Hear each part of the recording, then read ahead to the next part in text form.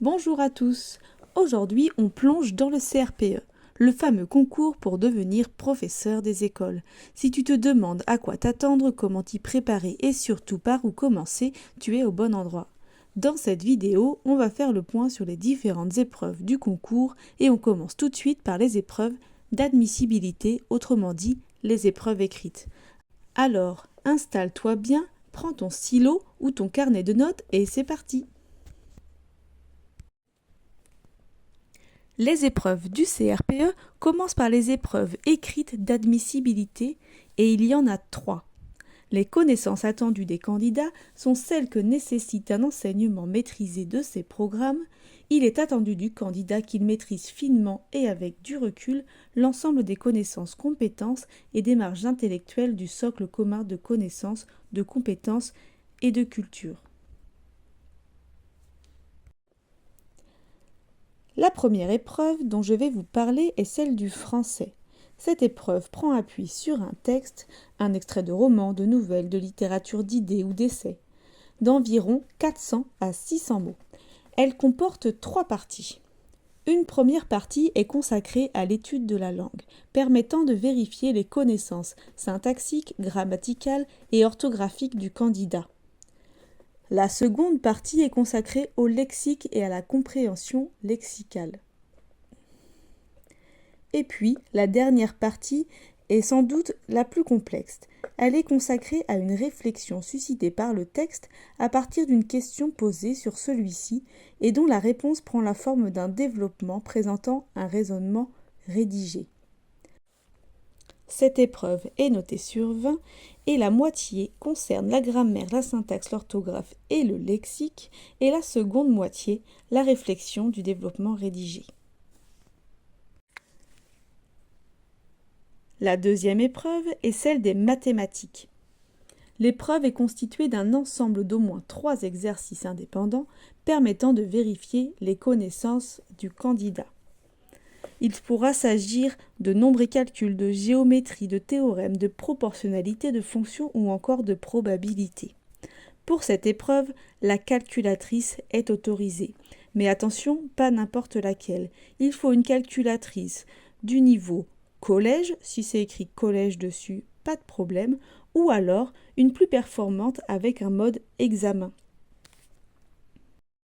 N'hésitez surtout pas à en ramener 2, si l'une d'elles ne convient pas ou si l'une d'elles tombe en panne. La troisième épreuve est l'épreuve d'application. Cette épreuve a pour objectif d'apprécier la capacité du candidat à proposer une démarche d'apprentissage progressive et cohérente. Le candidat a le choix au début de l'épreuve entre 3 sujets portant respectivement sur l'un des domaines suivants: sciences et technologies, histoire, géographie et enseignement moral et civique, ou encore les arts. Le candidat dispose d'un dossier comportant notamment des travaux issus de la recherche et des documents pédagogiques. Le candidat est amené à montrer dans le domaine choisi une maîtrise disciplinaire en lien avec les contenus à enseigner et à appliquer cette maîtrise à la construction ou à l'analyse de démarches d'apprentissage. Pour les sujets d'histoire géo et EMC et le sujet d'art, 2 composantes seulement seront dans le sujet. Vous l'aurez compris, chaque sujet comporte des questions de connaissances sur les domaines respectifs, ainsi que des questions de didactique, d'analyse et de conception de séance. Chaque épreuve est notée sur 20 et ont un coef de 1. Elles durent chacune 3 heures. Une note inférieure ou égale à 5 est éliminatoire.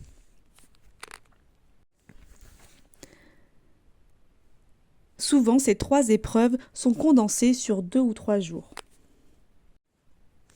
Maintenant, je vais vous faire un petit point sur le matériel autorisé le jour du concours. Pour écrire et tracer, vous aurez bien évidemment le droit à un stylo, une gomme, un correcteur, une règle et pour les épreuves de mathématiques, une équerre, un compas ou un rapporteur est plutôt important. En revanche, attention, interdiction totale de prendre un stylo type friction. Pourquoi ? Parce que vos copies sont scannées et la chaleur du scan fait disparaître l'encre friction. Et oui, vous pourriez rendre une copie toute invisible. Et un peu dans le même style, le crayon à papier. Appuyez-le bien. Un trait trop léger serait un trait qui n'apparaîtrait pas au scan. Donc on marque le coup. Pour l'épreuve de mathématiques, et comme je vous l'ai déjà dit, la calculette est autorisée. Attention à bien prendre une calculette type collège ou avec un mode examen.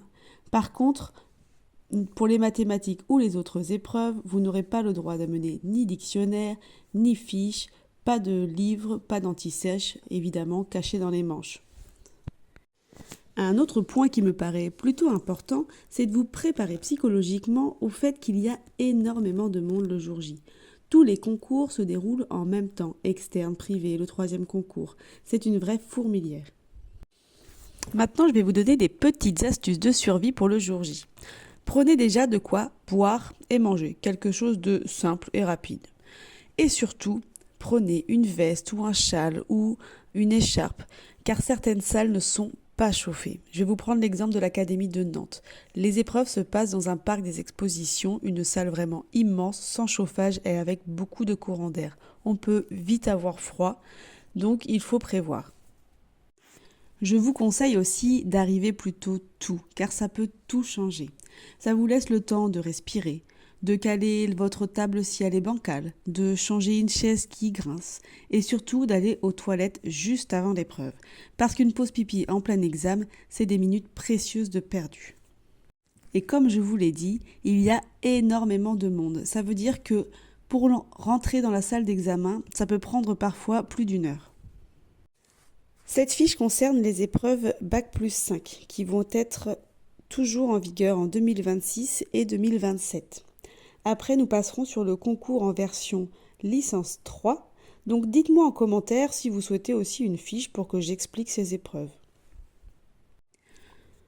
Pour revenir au matériel, et je pense que c'est la chose vraiment la plus importante, n'oubliez surtout pas votre carte d'identité et votre convocation, car sans ça, pas d'épreuve. Si cette vidéo vous a aidé, n'hésitez pas à liker, à vous abonner pour ne rien rater. Et dites-moi en commentaire ce que vous voulez pour les prochaines vidéos. Et la fiche des euros arrive très bientôt.